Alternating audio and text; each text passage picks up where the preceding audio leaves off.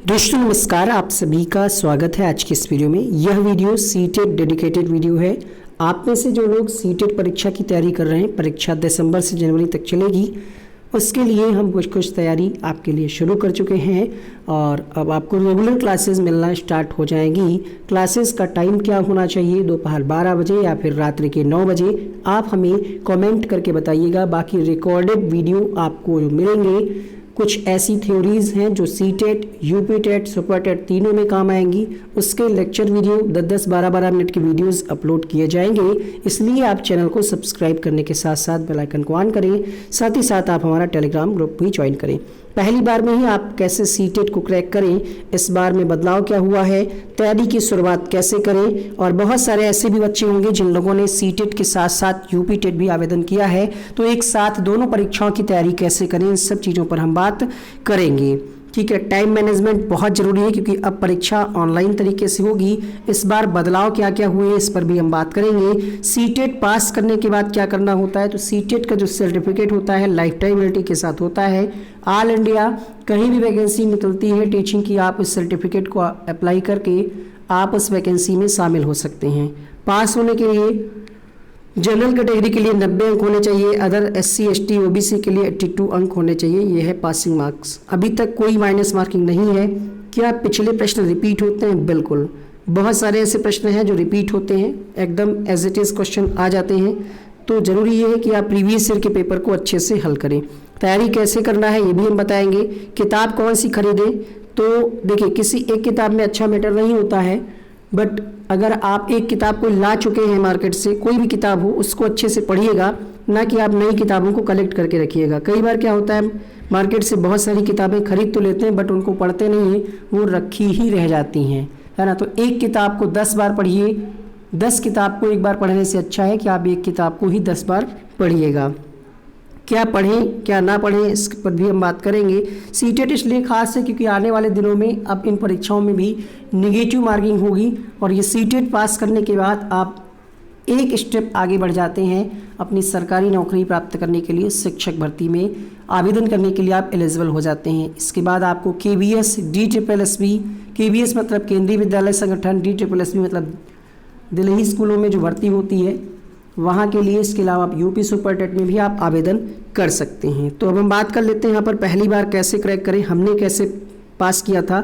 114 number हमने स्वयं प्राप्त किए सीटेट में, लगातार 3 बार क्वालिफाई किया है, 2018, 19 में दोनों बार, 20 में हमने एग्ज़ाम नहीं दिया था क्योंकि सर्टिफिकेट ऑलरेडी 7 साल और फिर लाइफ टाइम हो ही चुका है। इस बार बदलाव क्या हुआ है, बहुत सारे लोग ये सोच रहे हैं कि इस बार रीजनिंग आएगी, तो रीजनिंग नहीं आएगी, रीजनिंग बेस्ड क्वेश्चन आएंगे। सिलेबस में कोई बदलाव नहीं है। बदलाव किसमें है, प्रश्न पूछने के तरीके में बदलाव है, थोड़ा सा, बहुत ज़्यादा बदलाव नहीं है। इस पर हमने एक वीडियो बना रखा है जिसका लिंक नीचे कमेंट बॉक्स में दे देंगे, आप वहाँ से क्लिक करके देखिएगा। कौन सी किताब खरीदें, तो इस बारे में आपको क्या बताया जाए, क्योंकि किसी भी एक किताब में कंप्लीट मटेरियल नहीं है तो बुक हम अभी कोई सजेस्ट नहीं कर सकते। आप प्रीवियस ईयर कोई भी ले लीजिएगा, ठीक है, किसी भी पब्लिकेशन का प्रीवियस ईयर आप ले सकते हैं। 1-2 आंसर में मिस्टेक हर किताब में रहती ही हैं। तो बदलाव आप समझ गए, पेपर ऑनलाइन होगा, प्रश्न पूछने के पैटर्न में बदलाव है, सिलेबस में कोई बदलाव नहीं है। तैयारी की शुरुआत कैसे करें, सबसे पहले आप कम से कम 5 प्रीवियस ईयर पेपर कम से कम लगाइएगा। इससे आपको पता चलेगा कि कैसे क्वेश्चंस पूछे गए हैं अब तक और किन किन टॉपिक से प्रश्न पूछे गए हैं, और फिर उसके बाद आपको पता चल जाएगा। जैसे जीन पियाजे से क्वेश्चन आया और आप नहीं कर पाए, वाइगोत्स्की से क्वेश्चन आया आप नहीं कर पाए, बैंडूरा से आया आप नहीं कर पाए, बुद्धि से आया आप नहीं कर पाए, तो उसकी एक लिस्ट बना लीजिए, ठीक है। इससे आपको पता चलेगा कौन सा आपका टॉपिक वीक है। उसको आप फिर थ्योरी देखिए, है ना, थ्योरी यूट्यूब पे सर्च करके देखिए, हमारी प्लेलिस्ट बनी है CDP की, उसको आप देखिए। इसके बाद हम दोबारा एक एक चैप्टर को कराएंगे, ठीक है। बेस्ट बुक अभी कोई बता नहीं सकता क्योंकि एक ही बुक में सारा कंटेंट अच्छा मिलना मुश्किल है। बाकी आप हमारे नोट्स को भी ले सकते हैं जिसमें कंप्लीट सभी किताबों का निचोड़ दिया गया है। इसके अलावा आपको NCERT की किताबों को प्रेफर करना है, बट आप किताबों को ढूंढेंगे, पढ़ेंगे, उससे आपका समय ज़्यादा लगेगा। आप चाहें तो नोट्स को ले सकते हैं, ठीक है। इसके अलावा जब आप प्रीवियस ईयर का पेपर हल कर रहे हो तो ज़रूरी है कि आप खुद को अध्यापक मान करके उत्तर करें और बच्चे के हित को ध्यान में रख करके ही उत्तर करें। बच्चे को गलत नहीं ठहराना है।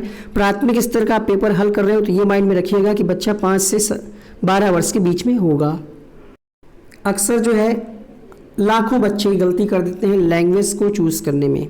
ठीक है, अभी तक जब भी ऑफलाइन एग्ज़ाम हुआ है तब तक क्या था, और भाषा 1 और भाषा 2 इसके जो क्वेश्चंस होंगे वो 91 से शुरू होंगे। यानी भाषा 1 आपकी चाहे हिंदी हो, मराठी हो, अंग्रेजी हो, संस्कृत हो, कोई भी हो, भाषा 1 के जो क्वेश्चन है वो आप क्वेश्चन नंबर 91 से शुरू करिएगा। हालांकि इस पर अभी जब लेटेस्ट कोई नोटिफिकेशन आएगा तो आपको अपडेट किया जाएगा अगर ऑनलाइन में कोई बदलाव करते हैं तो, वरना जो निर्देश दिए होंगे ऑनलाइन आपके स्क्रीन पे उसको जरूर पढ़ लीजिएगा, अच्छे से पढ़िएगा तभी करिएगा। इस गलती की वजह से लाखों लोग बाहर हो जाते हैं। एक और गलती आप करते हैं कि पैराग्राफ को इग्नोर करना। पैराग्राफ की आप प्रैक्टिस नहीं करते हैं, आपको लगता है कि पैराग्राफ में क्या होता है, बहुत आसान होता है, वो तो सामने ही क्वेश्चन होगा, आंसर होगा, हम कर ही लेंगे।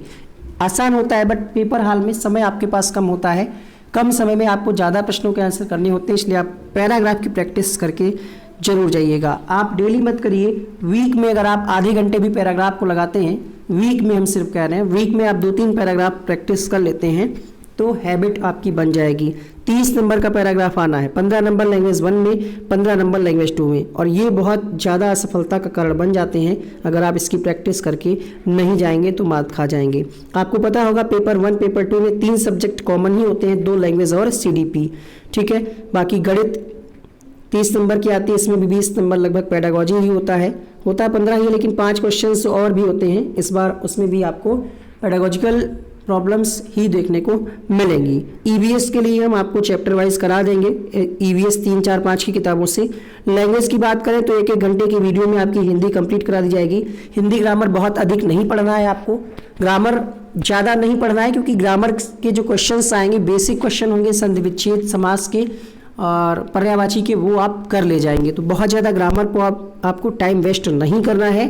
आप सिर्फ पेडागोजी वाली एक वीडियो हम आपको देंगे उसको देखिएगा, इसके अलावा कंप्लीट प्रीवियस ईयर को 2-3 बार लगाइएगा, हिंदी या जो भी लैंग्वेज है आपकी अच्छी हो जाएगी।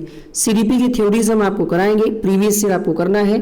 ठीक है, और टेलीग्राम से जुड़ जाइए ताकि आपको हर क्लास का लिंक वहाँ पे मिल जाए। देखिए आपको बताते हैं यहाँ पर सिलेबस में 2011 से 2020 तक लगभग 14 बार सीटेट हुआ है अब तक। ठीक है, क्योंकि साल में कई बार 2 बार हुआ है, कई बार 1 बार हुआ है, तो 14 बार हुआ है। 14 पेपर आपको लगाने हैं। EVS के लिए जैसे हमने पापा वीडियो बना रखा है, आप देख सकते हैं, उसको अपडेट करके हम नए तरीके से फिर से कराएंगे। हिंदी के लिए भी आपको एक वीडियो मिलेगा, मुश्किल से 1 घंटा का होगा। मेन चीज़ें आपको उसी से कवर हो जाएंगी, 15 नंबर की पेडागोजी उसी से आ जाएगी। बाकी प्रीवियस ईयर एक वीडियो में करा रखा है, दोबारा से कराया जाएगा। मैथ में भी आपको यही करना है, और CDP और मैथ्स के जो टॉपिक हैं, मेन टॉपिक हैं, उनको भी हम कराएंगे।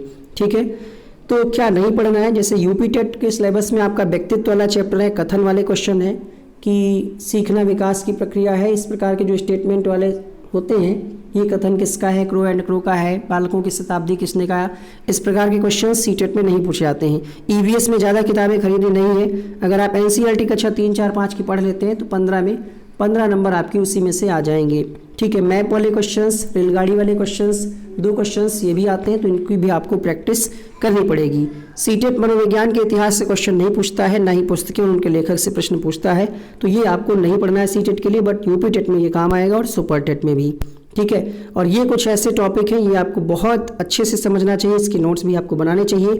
बाल केंद्रित शिक्षा, समावेशी शिक्षा, NCF 2005, RT 2009, और ये तो EVS का बिल्कुल रामबाण है। जीन पियाजे, कोहलबर्ग, वाइगोत्स्की, इनको मिला करके लगभग 15 क्वेश्चन आपको पूरे पेपर में देखने को मिलेंगे। अधिगम संबंधी विकार से लगभग 2 से 3 प्रश्न आपको देखने को मिलेंगे। इन टॉपिक्स को सबसे पहले आप तैयार करिए, इनके नोट्स बनाइए। हम इसके वीडियोस देना आपको शुरू कर देंगे 15 तारीख से। कमेंट करके बताइएगा, जो लोग सीरियसली तैयारी कर रहे हैं उनके लिए हम क्लासेस देंगे।